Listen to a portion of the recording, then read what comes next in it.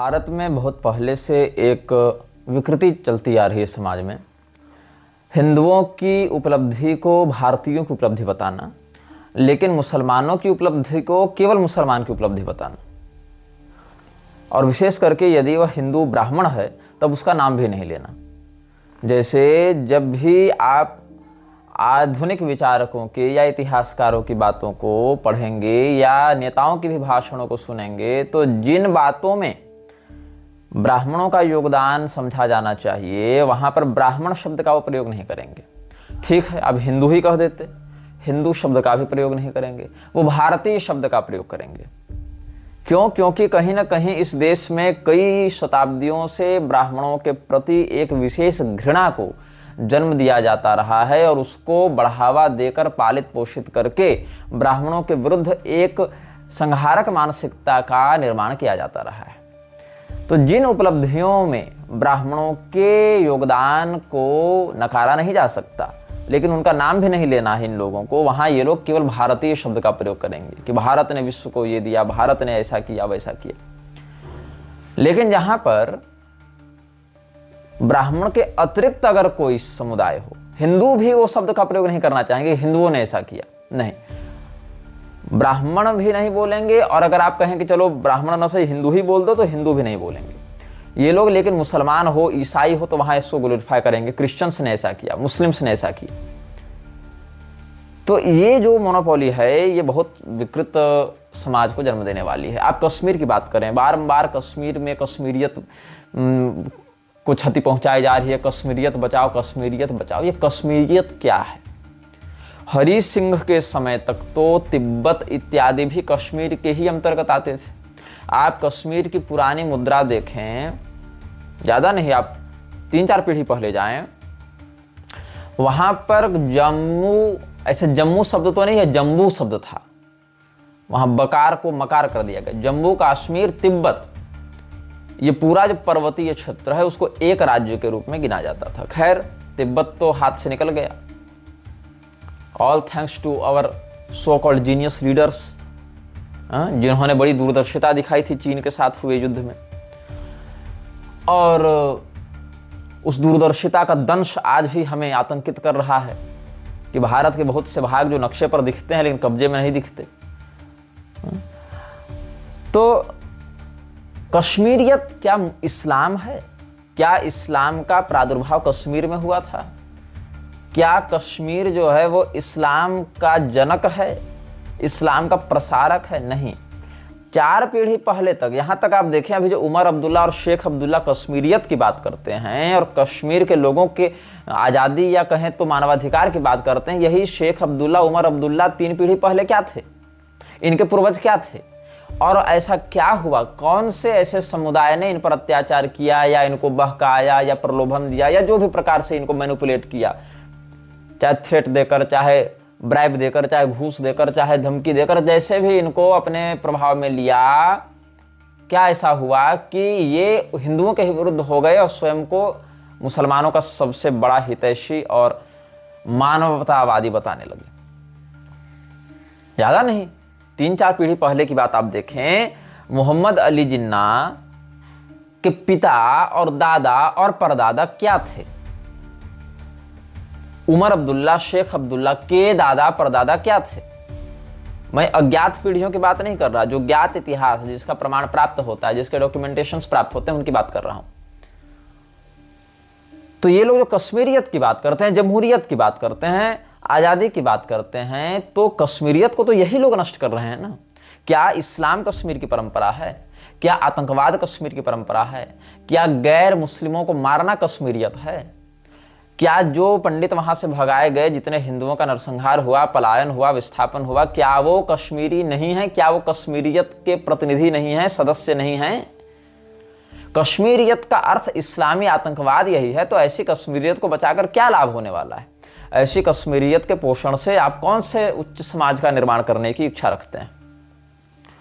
तो कश्मीरियत के नाम पर इस्लामी जिहाद को बढ़ावा देना और इस्लामी जिहाद से कहीं कहीं लड़ने का नाटक करने के बाद भी मूल विषय से लोगों को भ्रमित करना, भटकाना, ये नेताओं का पुराना षड्यंत्र रहा है, पुरानी चाल रही है।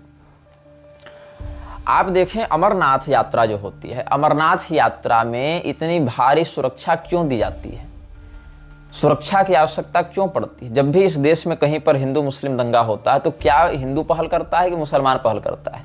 और आप इस पैटर्न को समझें, कोई भी दंगा रातों रात नहीं होता है।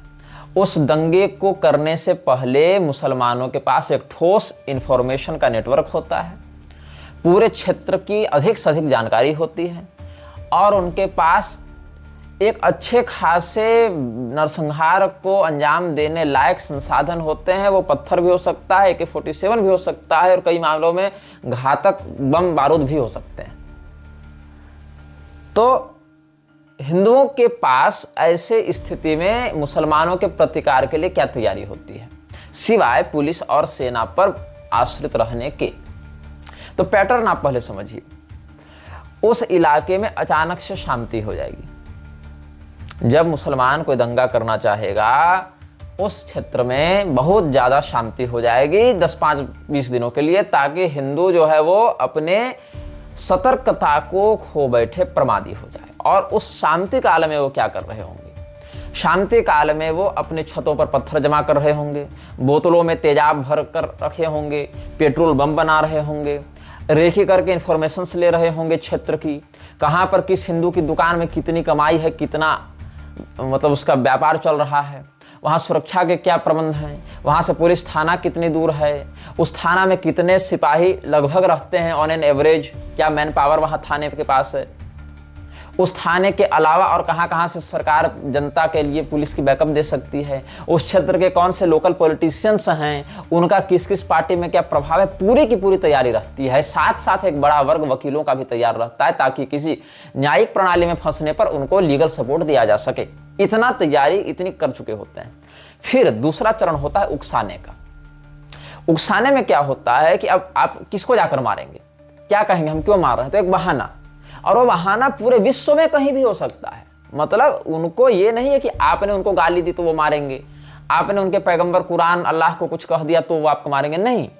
हो सकता है कि बेल्जियम में किसी स्थान पर कुरान जलाई गई हो तो उसका बदला वो आपके घर में लेंगे, आपके पड़ोस से आकर आपको मारेंगे। क्यों? बेल्जियम में किसी व्यक्ति ने कुछ ऐसा किया जो उनको अच्छा नहीं लगा, या गाजा में कुछ हो जाए, फलस्तीन में कुछ हो जाए, या लंदन में कुछ हो जाए, या भारत में किसी नेता ने कोई बयान दे दिया, जैसे नूपुर शर्मा वाले समय में आप देख लें, या किसी प्रवक्ता ने कुछ कह दिया जो आउट ऑफ कॉन्टेक्स्ट ले जाकर ये लोग आपको मारेंगे। क्यों? अब मारने की तैयारी तो कर चुके हैं, वो इन्वेस्टमेंट तो हो चुका है, अब उसको एग्जीक्यूट करना है। तो वो जो इन्वेस्टमेंट कर चुके हैं उसको एग्जीक्यूट कहां किया जाएगा? उसके लिए बहाना चाहिए ना, उसके लिए माहौल चाहिए। अब शांति काल था, हिंदू माहौल दे नहीं रहा है, तो विश्व में कहीं भी कुछ हो उसका बहाना लेकर ये कहेंगे कि नहीं इस्लाम खतरे में, हमको बदला लेना है। ये बात, दो बात हो गए। अब तीसरा चरण क्या होता है? प्रतिकार। हिंदुओं की ओर से जो भी उपलब्ध संसाधन होते हैं या जो कुछ साहसी लोग होते हैं वो प्रतिकार करते हैं, लेकिन प्रतिकार में भी हिंदुओं का पक्ष कमजोर क्यों होता है? एक मुसलमान के घर में कितने बच्चे? 8 बच्चे, 10 बच्चे, 5-6 तो बिल्कुल सामान्य है, उसमें तो कोई संदेह ही नहीं है। 5-6 मतलब एकदम थर्ड क्लास स्थिति में है। 8 से 10 बच्चे हैं, वो बच्चे 4 साल से लेकर 30 साल की उम्र तक रन कर सकते हैं। मतलब जब तक उनमें प्रोडक्टिविटी है, प्रजनन क्षमता, तब तक वो प्रिंट आउट मारते रहेंगे। हिंदुओं के पास कितने बच्चे हैं? 1 हो जाए, 2 हो जाए तो ये अपने जीवन को धन्य मानते हैं। उस बच्चे की पढ़ाई में आप कितना इन्वेस्ट कर रहे हैं? आप इस वीडियो के थंबनेल को देखें, जातीय जनगणना का षड्यंत्र। आपको जातीय जनगणना के षड्यंत्र को समझने के लिए इस पैटर्न को समझना पड़ेगा। पहले युद्ध के नाम पर जो चलता है, स्ट्राइक्स के नाम पर जो चलता है, इलेक्शंस के नाम पर जो चलता है, ग्लोबल समिट्स के नाम पर जो चलता है, उसके पीछे एक बहुत बड़ी लॉबी काम करती है जिसका मुख्य कार्य होता है सेंसरशिप ऑफ इंफॉर्मेशन। आपके पास पहुंचने वाली सूचनाओं को इतना फिल्टर किया जाए कि उस सूचना से आप कुछ कर न सकें, और अगर करें भी तो सरकार के विरुद्ध न जा सकें। खैर, तो मैं बता रहा था कि एक हिंदू अपने बेटा बेटी के पढ़ाई में कितना खर्च करता है। ऑन एन एवरेज वो सालाना 3 से 4 लाख रुपए खर्च करता है। मैं बहुत बेसिक बता रहा हूं, आज के अगर आप खर्चे को देखें तो मतलब एक बच्चा है, उसकी पढ़ाई में एक शहरी अभिभावक, उसके पढ़ाई प्लस कोचिंग्स को अगर जोड़ दें तो 10,000 तक खर्च हो जाता है। अगर साल भर वो पढ़ा तो 1,20,000 तो केवल खर्च हो गया, उसमें ड्रेस इंक्लूड नहीं है, कोर्स बुक्स इंक्लूड नहीं है, ट्रांसपोर्टेशन इंक्लूड नहीं है। 1.5 लाख अगर आप मान लेते हैं न्यूनतम खर्च, तो 2 बच्चे में 3 लाख तो बिल्कुल आंख मूंद कर आप मान लीजिए खर्च। तो 3 लाख रुपए आपने उसकी शिक्षा में व्यय किए। शिक्षा में क्या मिला, कितना मिला, इसको आप तभी जान सकते हैं जब उसको 1 से 100 तक हिंदी में गिनती नहीं आती। ये तो उसकी शिक्षा का हाल है। ये हाल है कि ग्रेजुएट बच्चे जो हैं उनको आप ढंग से भारत के 28 स्टेट और उसके कैपिटल का नाम पूछें तो नहीं बता पाएंगे। ये वस्तु स्थिति है। भारत के राज्य या उसकी संख्या तो कुछ ऊपर नीचे होती है, जैसे अभी जम्मू कश्मीर, लद्दाख, ये सब अलग अलग टेरिटरीज बांटे गए हैं, चलो ठीक है, अपडेटेड इंफॉर्मेशन नहीं है। आप 5 साल बैक का ही इंफॉर्मेशन बता दें कि भारत में कितने राज्य और उनकी क्या राजधानी है, नहीं बता पाएंगे। वो ग्रेजुएट लेवल के, मास्टर्स लेवल के नहीं बता पाएंगे। क्यों? They are not educated. उनको शिक्षा नहीं दी जा रही है। उनको एक कागज पकड़ाया जा रहा है कि हाँ आपने ये पास कर लिया। और इसके पीछे भी 2 लॉबी काम करती है। पहला जो एजुकेशनल माफिया है वो ये कहता है कि 8 क्लास तक किसी बच्चे को हम फेल ही नहीं करेंगे। उस बच्चे को लगता है कि हम लिखें चाहे ना लिखें, पढ़ें चाहे ना पढ़ें, हमारा प्रमोशन होता जा रहा है, मेरे क्लास जंप होते जा रहे हैं। जो सिंसियर विद्यार्थी नहीं है, जो सिंसियर स्टूडेंट्स नहीं है, मैं केवल आधुनिक शिक्षा व्यवस्था की बात कर रहा हूं। अभी शास्त्रीय वाले विषय पर नहीं चल रहा हूं। हिंदू को शास्त्रीय बनने में बहुत समय लगेगा। अभी तो केवल उसकी बात कर रहा हूं जो उपलब्ध है, जो होगा उसकी नहीं, जो है पहले उसकी बात कर रहा हूं। अभी मैं एक नागरिक के रूप में मात्र देख रहा हूं। तो हिंदू क्या करता है, अपने बच्चे को पढ़ाने में 3 लाख 4 लाख, 2 बच्चे अगर मान लें, और कई मामलों में तो एक बच्चे में भी अगर कुछ ज्यादा ही ब्रांडेड और फैंसी स्कूलिंग अगर आप उसको दे रहे हैं, वैनिटी स्कूल्स में भेज रहे हैं, तो 10 लाख भी जा सकता है उसका खर्च। मतलब बहुत सारे ऐसे स्कूल्स हैं जहां पर आपको नर्सरी इत्यादि के फीस ही 2.5 लाख 3 लाख रुपए साल में जाएंगे। तो आप मान लीजिए कि उसका 8-10 में कितना हो जाएगा खर्च। तो ये वैनिटी स्कूलिंग है, फैंसी स्कूलिंग है, इसमें हिंदुओं का अपार पैसा व्यय हो रहा है। बदले में क्या मिल रहा है? Not even the basic information of your culture, of your country, of your politician. आपके नेताओं के विषय में बेसिक जानकारी उसको नहीं है कि जो नेता नियम बना रहे हैं वो नेता हैं क्या, स्वयं में उनकी क्या काबिलियत है। पूरी की पूरी व्यवस्था चलाने वाले जो रेल मंत्रालय वाले लोग हैं उनको रेलवे की स्थिति नहीं पता है। जो रक्षा मंत्री उनको रक्षा की स्थिति नहीं पता है। जो शिक्षा मंत्री है उसकी शैक्षणिक योग्यता की कोई बात नहीं है कि उसकी न्यूनतम अर्हता क्या होनी चाहिए। शिक्षा मंत्री बनने के लिए क्या योग्यता चाहिए? By hook and crook you win an election and get an influenced post on your party, and the party chief tells the prime minister to give you a post in cabinet and elect or select you as the educational minister. तो education minister बनने के लिए आपकी यही योग्यता है कि आप एक इलेक्शन जीत जाएं, चाहे जैसे जीतें, पार्टी में आपका प्रभाव हो, प्रधानमंत्री के माध्यम से आपकी पार्टी के अध्यक्ष आपको शिक्षा मंत्री बनवा दें, चाहे आप अंगूठा छाप भी क्यों ना हो। तो आपको शिक्षा का महत्व नहीं पता होगा। आपको शिक्षा से होने वाले परिणाम और दुष्परिणाम के बारे में नहीं पता होगा। आपको वह पोस्ट केवल पैसा कमाने का एक माध्यम समझ में आएगी। इसीलिए इतने सालों तक रात दिन एक करके जो परीक्षा के लिए मेहनत करते हैं, ऐसे बच्चे पेपर लीक होने के कारण अपने जीवन के सालों साल नष्ट करते रहते हैं। मैंने देखा है ऐसे बच्चों को जिनमें वह प्रतिभा थी कि अगर वो डाइवर्सिटी में विश्वास करते, अपने जीवन की अलग अलग क्षेत्रों में आजीविका की संभावनाओं को खोजते, तो वो बहुत कुछ कर सकते थे भौतिक दृष्टिकोण से भी। लेकिन वो ऐसा नहीं कर पा रहे हैं। क्यों? क्योंकि उनको कहीं ना कहीं ये महत्वाकांक्षा है कि मैं सरकारी नौकरी ही लेनी है, और सरकारी नौकरी की हालत ये देख लीजिए। तो ये लॉबी वैसे काम करती है कि आपका बेटा डिग्री होल्डर हो सकता है, पीएचडी किया हो, लेकिन यहां तो वो हाल है कि पीएचडी की बनी बनाई थीसिस भी बिक रही है अब। क्योंकि प्रोफेसरशिप के लिए आपको, यहां तक एपी बनने के लिए भी आपको लगेगी पीएचडी। कई जगह तो मैंडेटरी कर दिया है कि असिस्टेंट प्रोफेसर बनने के लिए भी अनिवार्यतः आपको पीएचडी होल्डर होना चाहिए। लोगों के पास उतनी बौद्धिकता नहीं है, वो सीधे सीधे पीएचडी खरीद रहे हैं 30,000, 40,000, 50,000 में बनी बनाई। उनको पता नहीं है कि उसमें लिखा क्या है। वाइवा में जाकर अटक सकते हैं, नहीं तो घूस देकर निकल सकते हैं। ये हाल है इस देश की व्यवस्था का। सनातन धर्म के अंतर्गत प्रत्येक जाति वर्ण के लिए जो आजीविका सुरक्षित थी, पहले आपने उसको मटियामेट कर दिया काल्पनिक शोषण और अत्याचार का राग अलाप कर। और उसके बाद भी आपको ये हाल है कि आपके बच्चे 2 रोटी के लिए तड़प रहे हैं, उनको आंदोलन करना पड़ रहा है, जेल जाना पड़ रहा है, और फिर भी उनके पास 2 वक्त की रोटी नहीं है, क्योंकि रोटी की सुरक्षा आपने छीन ली और इधर से भीख देते चल रहे हैं कि हम 80 करोड़ लोगों को राशन दे रहे हैं। क्यों ऐसी स्थिति आई है कि 80 करोड़ लोगों को आप राशन देना चाह रहे हैं या देना पड़ रहा है? और क्या वो 80 करोड़ लोग बीमार हैं, विकलांग हैं, पागल हैं, बूढ़े हैं, कमा नहीं सकते? वो कमा सकते हैं, आप उनको कमाने का अवसर नहीं दे रहे। आप उनको बैठकर खिलाकर उनको एक लायबिलिटी बना रहे हैं जो इस देश के लिए एक एसेट बन सकते थे। आप उनको संपदा के स्थान पर एक बोझ बनाकर रखे हुए इस देश पर, जिनके शारीरिक कम से कम मैन पावर का ही प्रयोग करके आप इस देश को विकसित करके उनको भी परिश्रम से अर्जित अन्न का आप हक दे सकते थे, अधिकार दे सकते थे। आप उनको नशेड़ी बना रहे हैं, आप उनको ड्रग एडिक्ट बना रहे हैं, आप उनको क्रिमिनल बना रहे हैं, आप उनको बौद्धिक और शारीरिक रूप से अक्षम और कुंठित बना रहे हैं, और फिर आप गर्व से कहते हैं कि हम इतने करोड़ लोगों को भोजन दे रहे हैं, राशन दे रहे हैं। तो एक ऐसे समुदाय की ओर देश जा रहा है जिसमें प्रोडक्टिविटी 0 है। उनको लगेगा कि हाँ, यही जो है हमको मिलना मेरा अधिकार है। और वो पैसा कहां से आ रहा है? टैक्स पेयर्स के पैसे से आ रहा है। वो जो अनाज आ रहा है, वो जो सब्सिडीज आ रही है, वो कहां से आ रही है? टैक्स पेयर्स के पैसे से आ रही है।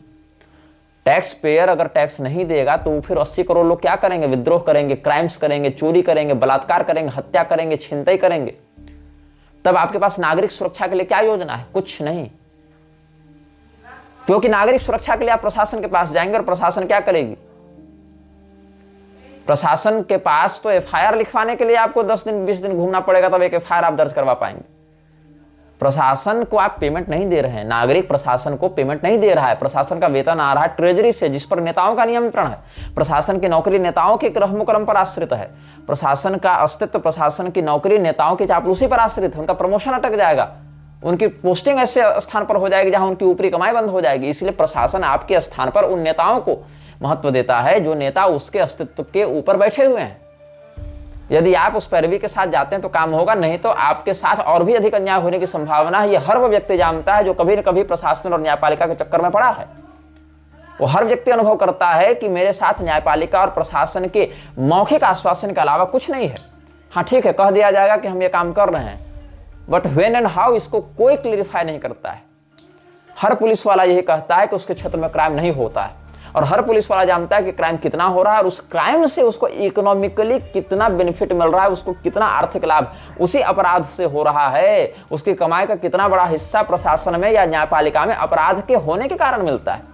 यदि अपराध होने बंद हो जावे तो प्रशासन और न्यायपालिका की बहुत बड़ी कमाई, मैं कहूं 90% उनकी जो कमाई है वो समाप्त हो जाएगी, रेवेन्यू जनरेशन समाप्त हो जाएगा। इनके बड़े बड़े महल बनने बंद हो जाएंगे अगर अपराध बंद हो जाए। इसीलिए इस देश में न्यायपालिका और इस देश में प्रशासन के रेवेन्यू मॉडल को बनाए रखने के लिए क्राइम होना आवश्यक है। ये एक अघोषित सत्य है। क्राइम होंगे तो प्रशासन उसमें एक्टिवली घुसेगा, वहां से ब्राइबिंग करेगा, वहां से पैसा लेगा, रफा दफा करेगा मामला, वहां से सीनियर्स को मिलेगा। और कई बार तो सीनियर का दबाव रहता है जूनियर अधिकारी पर कि हमको महीना में इतना तुम अपने क्षेत्र से कलेक्ट करके दो। तो प्रशासन की मिलीभगत से जितना क्राइम होता है उतना नेचुरली नहीं होता है। न्यायपालिका की मिलीभगत से जितने क्रिमिनल्स पालित पोषित होते हैं, संरक्षित होते हैं, उतने बाकी इंस्टीट्यूशन से नहीं होते हैं। ये एक नंगा सत्य है और इस नंगे सत्य को हर वो व्यक्ति जानता है जो या तो न्यायपालिका में काम कर रहा है, प्रशासन में काम कर रहा है। अधिकारियों से सच नहीं छिपा, वकीलों से नहीं छिपा, कथित न्यायमूर्तियों से नहीं छिपा ये सत्य। लेकिन बात क्या है कि ये सत्य छिपा रहे तो ये लाभान्वित होते रहेंगे, इसलिए ये सत्य बाहर नहीं आने देना चाहते हैं। ये कटुता है, इस समाज की कटुता है। और आप कैसे विश्वास करेंगे ऐसे संस्थानों का जिनकी रोजी रोटी ही उन अपराधों से चल रही है जो आपके अस्तित्व के विनाश के कारण हैं। तो मैं बता रहा था तैयारी की।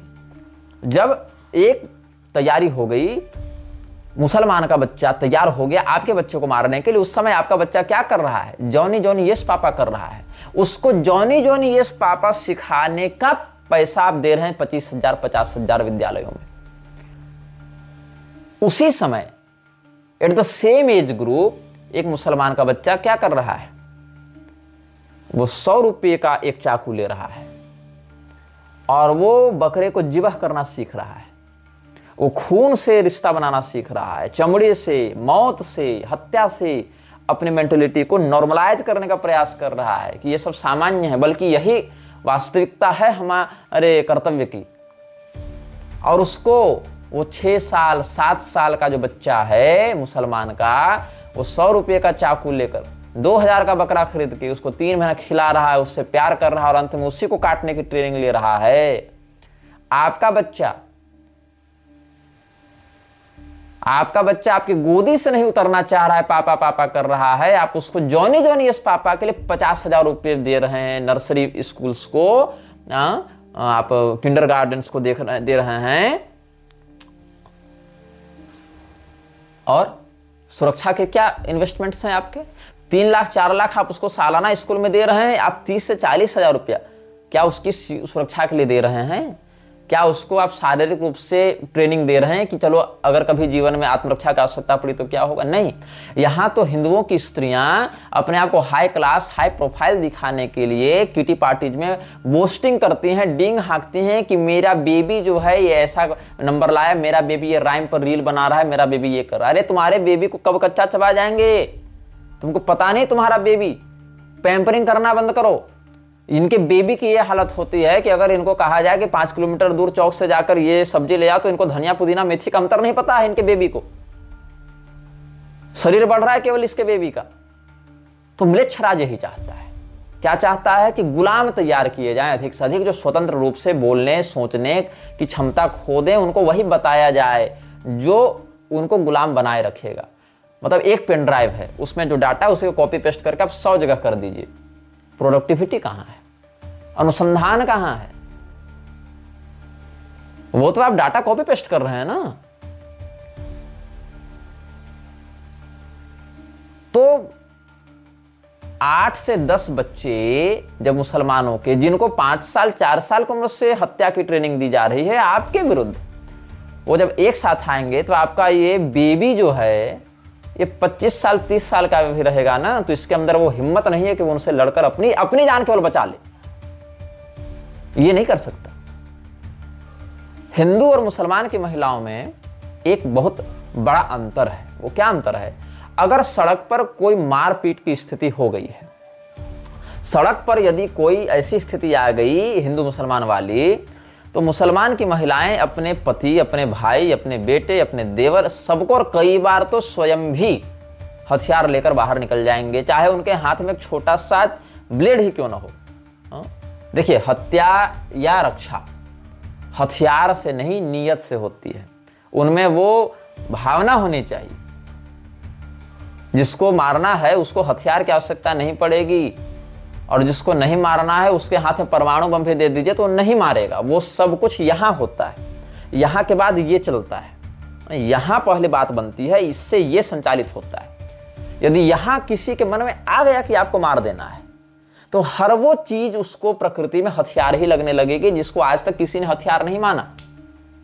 वो एक पेड़ की टहनी तोड़कर उसको नुकीला करके भी आपको मार सकता है, यदि यहां पर वो बात आ गई कि मारना है। और अगर उसके मन में यहां बात नहीं है कि आपको मारना है, दिमाग में नहीं है ये बात, ये डाटा फीड नहीं हुआ है, तो आप उसके हाथ में लोडेड गन दे दीजिए तो भी वो नहीं मारेगा। ये प्रवृत्ति की बात है। हत्या, अपराध ये संसाधन से नहीं प्रवृत्ति से होते हैं। घर में जो चाकू आपको सब्जी काटने के लिए काम आ रहा है, जो ब्लेड से आप शेविंग कर रहे हैं, क्या वो हथियार के रूप में है? नहीं है। क्या आप उसको हाथ में लेते हैं तो आपको क्या लगता है हथियार है? नहीं है।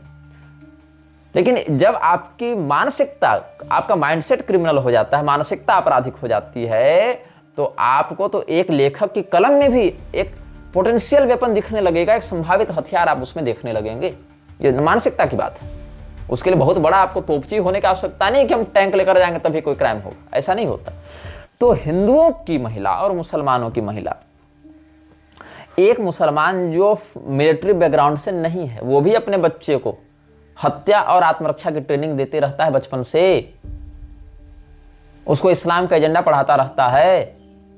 और ये केवल भारत में नहीं अपितु हर देश में कॉमन है, क्योंकि उसका अल्टीमेट गोल है, वो उसके अस्तित्व का आधार है। वो उसको हटा देंगे उसका अस्तित्व नहीं रहेगा, उसकी पहचान है वो, इसीलिए वहां से निकल नहीं सकता। वही लूप उसके एग्जिस्टेंस का कारण है, उसके अस्तित्व का कारण है। और हिंदू का बच्चा तो अगर 30 साल की उम्र में जय हनुमान ज्ञान गुण सागर भी याद कर ले तो उसको उपलब्धि मानता है। तो हिंदू का जो परिवार है और मुसलमान का परिवार में क्या अंतर है? हिंदू अपने बच्चे को शिक्षित करना चाहता है, अच्छी बात है कीजिए, लेकिन शिक्षा हो, आजीविका हो, ये तब होगा जब आप जीवित रहेंगे। और आपको पहले जीवन जीने के लिए सर्वाइवल ऑफ द फिटेस्ट को समझना पड़ेगा। आपके पास बच्चे को जॉनी जॉनी यस पापा पढ़वाने के लिए 50,000 1 लाख रुपए हैं, जिसका कोई लौकिक पारलौकिक लाभ नहीं है, लेकिन आप उसको ये नहीं बता सकते कि बेटा संकट की स्थिति में क्या किया जाता है, SOS में क्या किया जाता है, बेटा ये सब हेल्पलाइंस हैं, इतना ही याद करवा दो। नहीं है उसको पता। सरकारी स्तर पर भी वो हेल्पलाइंस के बारे में नहीं जानता। वो स्वयं से जाकर एक प्लेटफॉर्म टिकट लेने के लिए भी विकसित नहीं है। ये स्थिति हो गई उसकी। टेक्नोलॉजी के युग में, टेक्निकल एरा में भी आप उसको अगर कहें, बहुत से ऐसे बच्चे हैं, मतलब बहुत बड़ी संख्या ऐसे लोगों की है जिनको आप अगर ये कहें कि भाई यहाँ से एक जनरल बोगी में सफर करना, एक नॉर्मल टिकट ले लो, या कम से कम प्लेटफॉर्म टिकट लेकर ही एक व्यक्ति को रिसीव करके आ जाओ, नहीं कर सकता वो, क्योंकि आपने उसको पैम्पर कर रखा है, बेबी बेबी करके उसको हमेशा अपनी गोदी में बैठा रखा है, कंधे पर बैठा रखा है, उसको आपने उड़ान भरने नहीं दी। तो क्या होता है, मुसलमान का परिवार, महिलाएं तक अपने हाथ में जो मिले उसको बाहर निकाल कर सड़क पर आ जाते हैं आपसे लड़ने के लिए। लेकिन अगर आप पुरुष सक्षम ट्रेंड भी अगर आप निकलना चाहें बाहर, तो आपके घर की माँ, बहन, पत्नी दरवाजा लगा देगी कि सुनिए बाहर माहौल खराब है, आपको नहीं जाना है। तब क्या होता है, जब बाहर का खराब माहौल आपका दरवाजा तोड़कर आपके अंदर आएगा, तब क्या करेंगे आप? तब तो आप मरेंगे ना। तो आपकी नियति में जब मृत्यु लिखी है तो लड़कर मरना चाहेंगे कि गिड़गिड़ा कर मरना चाहेंगे, आप जान लीजिए। और यही आपका निर्णय आपकी सभ्यता संस्कृति के भविष्य को निर्धारित करेगा। तो हिंदू एक ऐसे युद्ध में फंसा हुआ है जिसको युद्ध ही नहीं मानता। हिंदू पहले इस बात को स्वीकार नहीं कर पा रहा है कि हम जिस स्थिति में, वो एक युद्ध की स्थिति है। और ये युद्ध की स्थिति अभी 5-10 दिन से नहीं है। भारत का संघर्ष 1000 वर्ष से चल रहा है और प्रत्येक पीढ़ी 2 से 3 युद्ध देखती है। प्रत्येक पीढ़ी की मैं बात कर रहा हूं। घोषित रूप से ऑन मिलिशिया लेवल, एक मिलिट्री लेवल की अगर आप बात करें तो भी पिछली 2 पीढ़ियों ने ही 4 घोषित युद्ध देख लिए हैं। 4 घोषित युद्ध मात्र 2 पीढ़ियों ने देखे ऑन मिलिट्री लेवल। आप दंगों की बात हटा दें तो क्या होता है, अगर हिंदू फिर प्रतिकार करना चाहता है तब क्या अगला स्टेप क्या होता है? इन्होंने 15-20 दिन, 1 महीना से पूरी तैयारी कर रखी थी। इनकी छतों में पत्थर थे, बम थे, सब थे, गुलेलें बना रखी थी। ये अपना एक्शन डे मना चुके, किसी भी लोकल या वैश्विक मुद्दे को बहाना बनाकर। अब आपने प्रतिकार किया तो सबसे पहला प्रतिकार आपका सड़क पर नहीं होता है। सबसे पहला प्रतिकार आपको अपने घर में करना पड़ता है, अपनी पत्नी से, अपनी मां से, अपने बहन से, या कई बार अपने पिता से। हम जा रहे हैं सड़क पर, तो तुमको नहीं जाना है, अभी पुलिस पकड़ कर ले जाएगी, तुम्हारी नौकरी चली जाएगी, तुमको बाद में सरकारी नौकरी नहीं लगेगी, या आप मार दिए जाएंगे तो हम लोग का क्या होगा? अरे भाई, वो पहले से मारने के लिए खड़ा है, हम नहीं भेजाएंगे तो उसकी मानसिकता बन चुकी है कि मार देना। तो पहला संघर्ष आपको अपने घर से प्रारंभ करना होता है। चलो फिर ठीक है, आप बाहर निकले, लोग क्या कहेंगे घर वाले कि पुलिस आएगी, सेना आएगी, सब आएगी। अब आप घर से बाहर निकले प्रतिकार करने के लिए, तब तक सरकार आई एक्शन में, प्रशासन आया एक्शन में। अब प्रशासन जब एक्शन में आया या हिंदू जब प्रतिकार करने लगा, तो उसके बीच में फिर 2 बातें होती हैं। पहला, इन्हीं मुसलमानों में से 5-7 लोग, 10 लोग, इन्हीं दंगाइयों में से एक ग्रुप बनाते हैं, मंदिर के बाहर खड़े हो जाएंगे, किसी एक आध हिंदू को अपने घर में घुसा लेंगे और कहेंगे तुमको हम लोग कुछ नहीं होने देंगे। फिर उस हिंदू को बाहर निकालकर पूरे मीडिया में एक ही व्यक्ति की बाइट चलाई जाएगी। अभी देख रहे हैं ना, एक ही बाइट चल रही, सोफिया कुरैशी, सोफिया कुरैशी, सोफिया, आदिल हुसैन, आदिल हुसैन, आदिल हुसैन। क्यों? ताकि हिंदुओं के मन में इस्लाम की वास्तविकता के विषय में जो जागृति आ रही वो ना आए, उनको लगेगा अच्छा सोफिया कुरैशी मुसलमान देखो लड़ रही है। यहां भी वो पॉलिटिक्स खेला जा रहा है। वो जो गुडविल बनाने की जो है ना, इमेज क्लीनिंग, मानो पूरे भारतीय सेना के 28 लाख लोग मर चुके हैं, केवल एक सोफिया कुरैशी जिंदा बच गई है, और हमारा पूरा अस्तित्व, हमारा पूरा बदला एक मुसलमान पर आश्रित है। ये देख रहे हो मार्केटिंग? उस 28 लोगों में से कितने लोगों के नाम आपको पता है? लेकिन आदिल हुसैन मीडिया बाइट में घूम रहा है कि एक मुसलमान मर गया।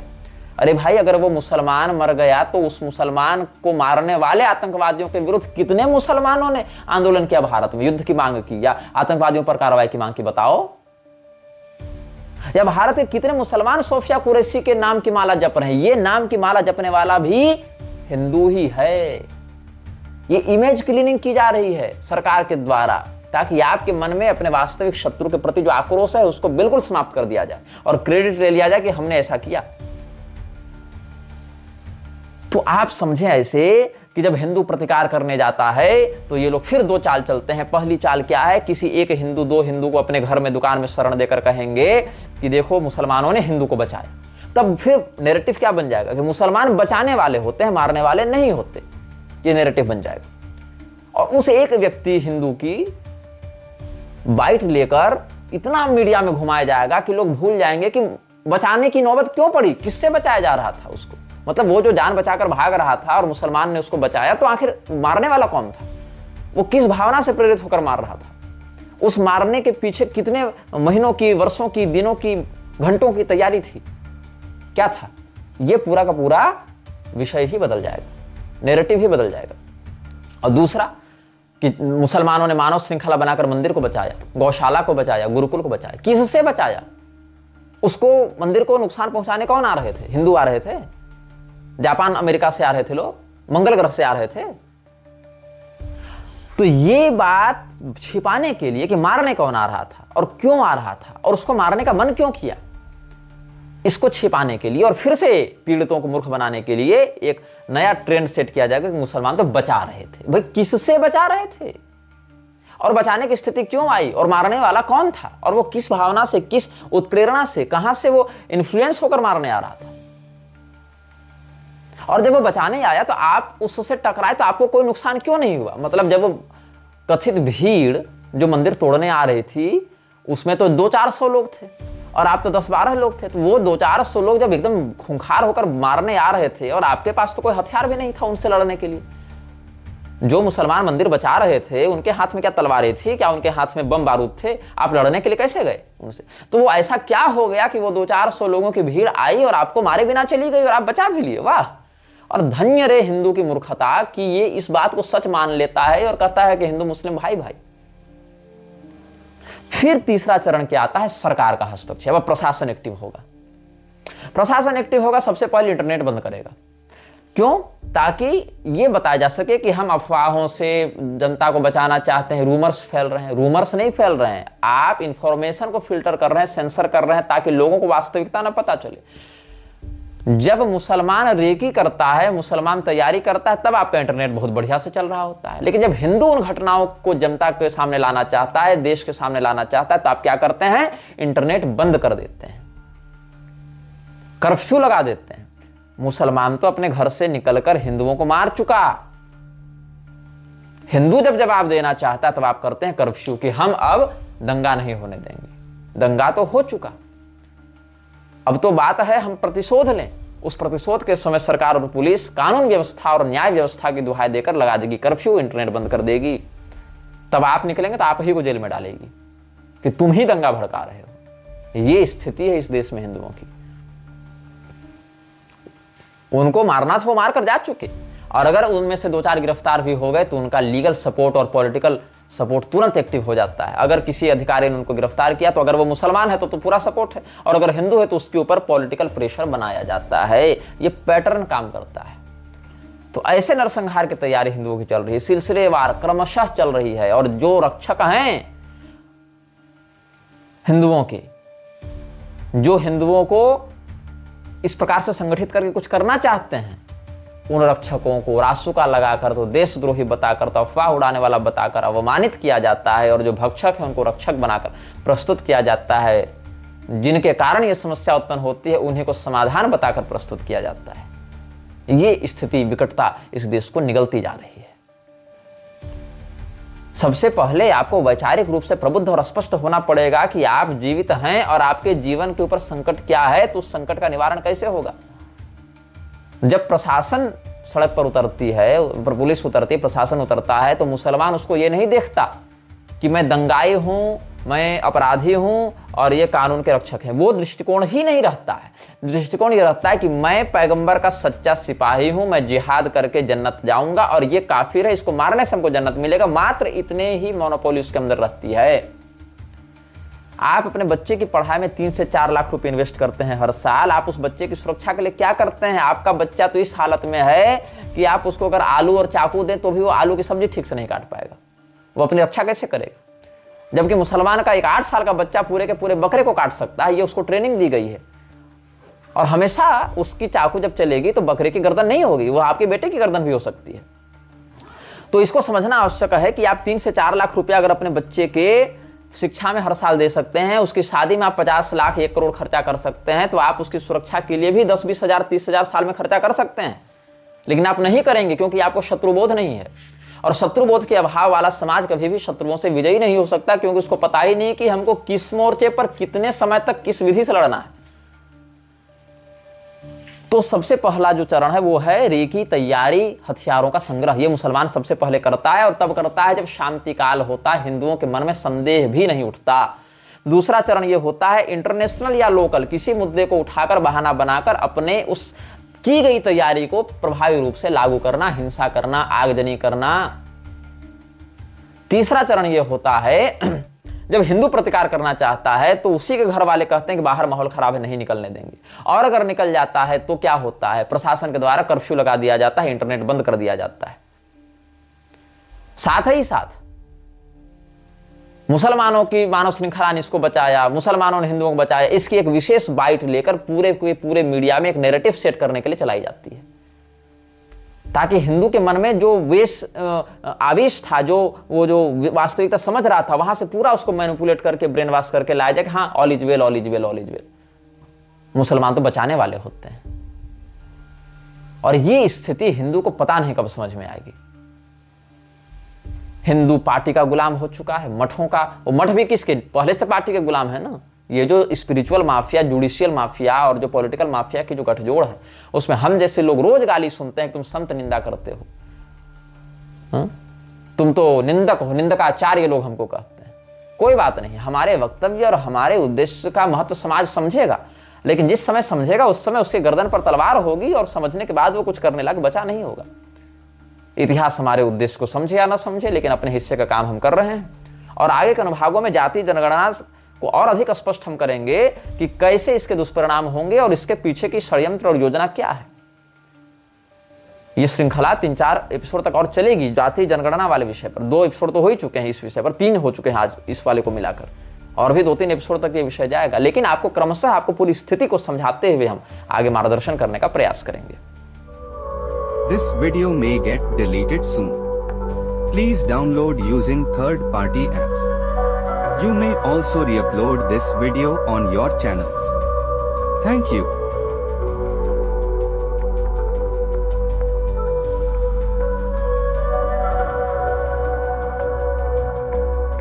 यह वीडियो जल्द ही हटा दिया जा सकता है। कृपया थर्ड पार्टी ऐप्स का उपयोग करके डाउनलोड करें। आप इस वीडियो को अपने चैनल पर फिर से अपलोड भी कर सकते हैं।